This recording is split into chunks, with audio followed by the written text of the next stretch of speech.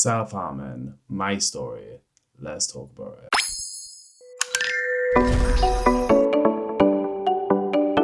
I've wanted to talk about this for years. And ironically, I did actually talk about this. God, it must have been in 2017 when I was like actively going through self-harming. So this video is going to be talking about self-harming. So just a little disclaimer for anyone. We are going to be talking about it. I'm not going to show any pictures, nothing like that. So going back when I was in college, I was doing photography and I was doing art design. And I actually ended up making a couple of very, very bad homemade videos on my flip phone, probably at the time. No, it wasn't that bad, but like it was like one of the very old iPhones. The quality was very bad, but I did try to do this before. And as soon as someone from college found my videos, I kind of just like, I don't know what happened. I was just like, nope, delete. And I deleted everything. I deleted my account. No, I kept my account and I kept it for music, but then I later on ended up deleting it. I don't know why this one makes me feel really uncomfortable to talk about. Bearing in mind, I share all of my drug problems and everything and the body dysmorphia and stuff. This one has a little bit of a thing with me. I don't know why it is. I don't know if it's because it was the root of all of the problems. It was the main root for the drug problem, and the drug problem and that was what led me into having body dysmorphia. And I think maybe that's the reason why I don't like talking about this. It's not that I don't like talking about it. I just feel uncomfortable, you know? It's just one of them things that I've locked away for such a long time. I just don't revisit it and I don't open that door. And I think that sometimes that's healthy. If you can push something to the back of your brain and if you've dealt with it anyway and you're like, okay, that's the past, leave it there. That's kind of the situation with this. When did it start? It started at the age of 11. It was when I first went to high school. And it didn't stop until I went to college, which speaks volumes there. So my whole school experience was like completely fucked. Like I was not okay, like at all. I had to go to support groups every Wednesday in Cardiff. And I was like in the valley, so I had to catch a train that the school paid for an hour into the city. And I had to go to like support groups. And because I was like really messed up, I think that point, my maths teacher, I want to say, had found out that there was a rumour going around that everyone's calling me Gay Jack. And she always noticed that I always wore like my jumper. So we had like a little blue shirt and a jumper. And one, I used to sweat like a bitch. So I never used to take that jumper off. Even if I didn't have the scars, I probably wouldn't have. But I would have rolled them up at least, you know.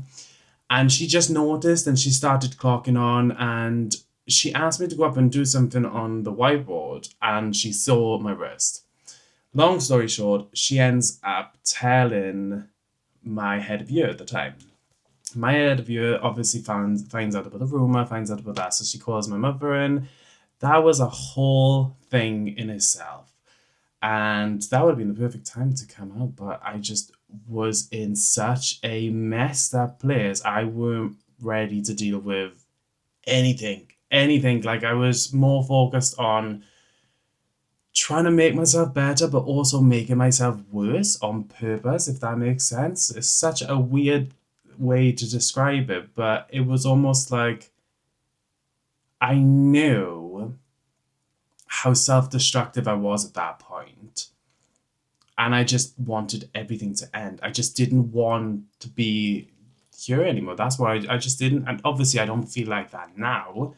And I think this is why I don't like talking about it. It's because, you know, when you like, I don't know, you see like an old picture in your parents' photo book or something, like it's taking my breath away talking about it. And you know when you get like that memory and you can kind of like envision the memory in your head? That's pretty much what's happening as I'm talking about this. And just high school in general was not a very good experience. Even when people found out about that, they weaponized it and used it against me. It was just not a great time. And then when I went to college and I made real friends, like real good friends, that's when I got to see that people weren't always this certain way. And I think that's because I vacated out of the Rhondda and I went to Bridgend, which isn't too far, but it's over the mountains. So I was in a completely different environment. It's a weird one as well because I didn't want to kill myself actively as I was like cutting my wrist, but I wanted to feel something, you know? Suicidal thoughts did come into afterwards, but when I first started, it wasn't to do with that. It wasn't like I want to die. It was more of I weren't like I needed to feel something. Everything just felt numb. I just felt numb. I didn't know how to express my feelings. I was an undiagnosed with ADHD, and then I had a lot of family stuff going on, like anyone does in school. You know, like it's just everything kind of bombarded and bombarded and bombarded me. And on top of that, I had the bullying. So all the way through like when I was like in primary school and stuff, I never got bullied or anything at all there. And what happened was is I had a friend and I would always stick up for him. And then what ended up happening there was obviously the bullies then targeted me. So it was like the both of us. So we were kind of both being targeted. And I was very strong headed and quite physically strong, and I could hold my own. So it didn't bother me at the start. And then, you know, like when something happens so much and so much and so much, it builds up and then it just created. It's like my brain did a complete shift. Like I literally completely changed as a person. When I went to college, then things completely slowed down, but for all the wrong reasons. So I was obviously dabbling in drugs in school anyway, but when I got to college, I kind of like met people, like bigger people that were actually actively selling it and stuff, where I didn't really know anyone in school. I would always get it through someone who could get it, you know? And that's why I'm saying that I think that they're both the same. I think I switched self-harming for self-harming, but with drugs, you know, like I was just self-harming my body. I just didn't like myself. I didn't like the way that I walked, talked, or anything. I just didn't like me. And it was because it was programmed into me. You're told and told and told something over and over again. You're going to think that that is the reality of the situation. And I believed that I was disgusting. I believed that everything that everyone was saying to me, I believed it. And I tricked my brain into thinking it. And when I did that, that's where my life became very self-destructive. Let's put it in a nice way. I was a fucking moron. Like, I completely flew off the handles. I was, even with the self-harming, I took that too far. I was always in hospital getting glued or stitched up. I ended up in the psych ward a couple of times because of it. I ended up getting arrested by a police officer. This was because I was drunk and I slipped my wrist and I tried to jump off a bridge by me, and there was a police car there. Just so happened to be like driving. It was just like on the road. And they obviously arrested me under the Mental Health Act. And then I switched that for drugs. And I did complete worse. Like I completely fucked a lot of my life up. Like I did. And I think that's why I want to talk on this platform about it. I don't really care about the views at this point. It's just more of getting my story out there for myself, and if for other people as well. If I can help people, that's fucking great. But like it's also kind of like almost a reminder of myself of where I was to where I am. And that's why I hate thinking about it. I hate going back to this place because it's just like shit. I can remember the way that I felt. Like the waking up, always having that dread, like waking up and be like, oh no, no, another day. And I was just like, like I wasted so much of my teenage years and the majority of my 20s. And this was all due to the way that I was treated in school and the stuff that I had dealt with, okay?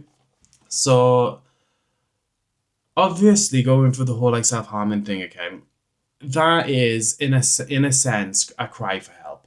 Not that I was like slit my wrist and walking around with a t-shirt or anything like that, but like it's a cry for help even in yourself. Like it's like, okay, shit, like you need to sort your shit out and like try and get this under control. Couldn't do that. And by the time that people had found out about it, which was like 2 or 3 years later, it was too late, because at that point it was not just that, it was I was self-harming, I had suicidal thoughts, I was taking drugs, not much, but I was taking some drugs, I was taking Valium.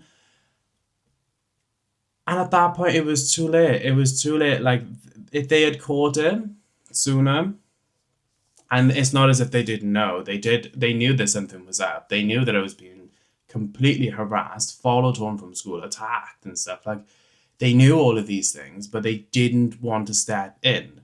Because with the schools, anyone that goes to school, they know that, especially in the UK, I don't know why they do this no bullying tolerance thing. Okay, you might not have a bullying, like a tolerance to any bullies or anything, but you can have to acknowledge the fact that you put like however many, like 2,000, 3,000 kids or whatever in a big ass school, and you're gonna tell me that you have 0% bullying in your like the forms and everything online and that. It's just such bullshit. They just do it just to make themselves look good when they're completely just like putting a bandage over a wound that needs stitches. See, this is why I don't like talking about it, because it kind of like riles me up and I gotta like stop myself and rein myself back in. But yeah, school, not great. College, amazing. I loved it. And my tutors obviously knew about what was going on. I can remember that year, I went to Forteventura and it was boiling, like completely boiling. And I had a hoodie on, I had shorts on and stuff, but like not ones that showed anything. And I was like sweating so hard. I was like, I need to take my hoodie off. And my mother was with me. My mother then said that she was like, why don't you just take your hoodie off? And I ended up doing it. At this point, they knew what was going on. And I'll always remember their faces when they seen my arm. I'll always remember that. And they were kind of like, oh shit, like we thought it was something way littler than that. That's why I ended up spending all this money on all these tattoos. I had scars all over my body. This arm was the worst. This one was the worst, but they weren't as deep. But this one's like dented. Like if you feel it, it's dented. This one was the deeper one. My hands were covered. I had tattoos on my hands at 16. My chest, I had some on my stomach. I had a few on my legs, nothing major. I had a couple big ones on my calves. I had to have, I think it was 5 or 6 stitches on my calf. I had this one glued up. And yeah, that was that. So they go all the way up. So right here, all the way down, all the way down.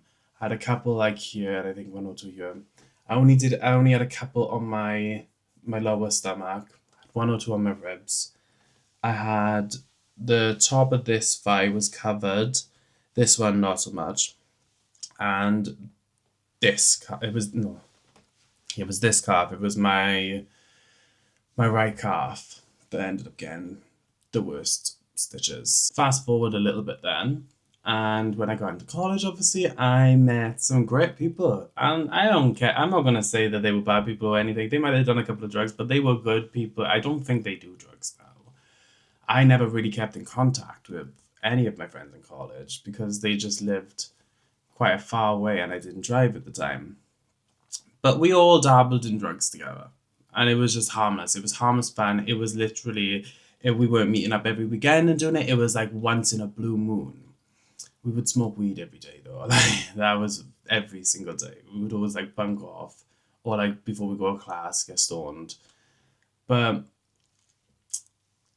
I think when it became a problem was towards the end of college. I was like failing really bad because I was like doing a lot more drugs than more of them had known, and I was doing it out of school, out of college. So I managed to pass college though, thank fuck. Managed to pass it, and then instead of going back to do my second year, I just kind of went off the rails. I just and I did that till I was 24, 17 to 24. And yeah, after college and I went off the rails completely. It took me a very long time to get to where I am now. But I think the self harming was never treated. And I think I'm actively treating that right now. And I think that's why it makes me feel uncomfortable talking about it, is because I think I switched the self harming for drugs. That's exactly what I did. Like, it doesn't take a rocket scientist to figure that out. I switched the self harming to drugs, and then I would switch from drug to drug to drug. And I never dealt with it. I went to all these support groups and stuff, but I didn't want to be there. So you can't, it's like they say, you can lead a horse to water, but you can't make it drink. And that's exactly the case with me. I'm not saying that the school was bad for like sending me there or anything. Props to them, even though it was the counselor that made it happen. But anyway, I think that it would have helped if it was caught earlier on, because it had gone on for quite a long time at that point. I just didn't want the help. I had got comfortable sitting in my pain. That is the God's honest truth. And once you're comfortable in a very dark place like that, that's probably the most dangerous point you can be in your life. But as of today, 10 years I haven't self-harmed for. I never relapsed. When I did it over and over again, but I didn't really want to. When I was seeing the counselor with the school and they were like, oh, try and do this instead, get these rubber bands. I tried it all. I did, but at that point it was too late, as I said, and I didn't want to stop, which is really strange to say, but I just didn't. It's the same principle when you're like talking to someone and they got a severe drug problem and they got all these health problems and stuff, and you're like, why can't you just quit? Like, what is wrong? Like, it's the same principle, but then like I can't like it's that. That's why I'm saying that I switched one for the other. So 10 years I haven't self-harmed for, and coming up 2 years I've been off drugs.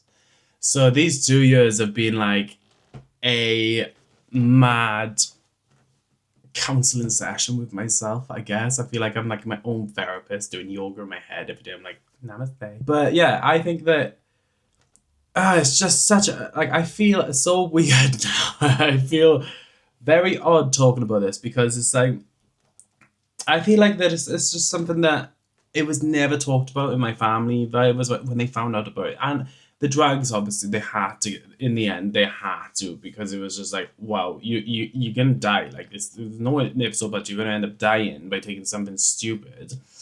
But with the self-harming thing, I think I was like quite at a young age that I think they just wanted, they were just, I don't know. I don't know what was going on, but I think that they just didn't want to address it because they didn't want to do something wrong, or say the wrong thing. Like, you're damned if you do, you're damned if you don't. It's like one of them type of things, isn't it? But yeah, 10 years. And as soon as I switched it from self-harming to drugs, I never went back. The last time I actually cut myself was when I needed stitches in my leg. That was the last time. So, yeah, it's just, ugh. And it's so weird because like I see them every day though. Like I look at, because like even though I am fully tattooed. I can see them. Like, tattoos don't cover certain things up. Just a little disclaimer. I'm gonna show you, like, with my arm with the tattoos, so you can kind of have an idea. So this is this arm. A lot of it is covered with the raws, which I love. But yeah, you can see them. This hand is actually quite clean, but and then this arm. This one is way more. I hated it. When I quit doing all of it, and then I got onto drugs. Well, when I quit self-harm and I got onto drugs, I went through like a proper, like, from a scene kid to like quite a chavvy kid then. So like I fucking hated them. I hated them so much and they were like bright pink because all of them were really fresh. So I can remember when I got this one tattooed, my first one, I kind of want to cover this one up. But when I got this one tattooed, it was not ready to be tattooed over. They were still very red, and I was underage, but I think my tattooist kind of understood the assignment. It was like, because I was saying to him, I was like, look, I need to like stop and I don't want to ever do it again. So I'm going to cover my fucking body with like the most expensive ink by the best tattoo artists. And I would be a stupid bitch to cut that then, you know? And it worked. That worked for me as well. Obviously, switching it to drugs, that did something. But tattooing my body and covering them up, that was probably the most rewarding thing. Because it was just not nice to look at. Even, I would never wear a hoodie. The only time I ever took a hoodie off in the 6 years I was doing it was when I went to Fuerteventura. I never took them off.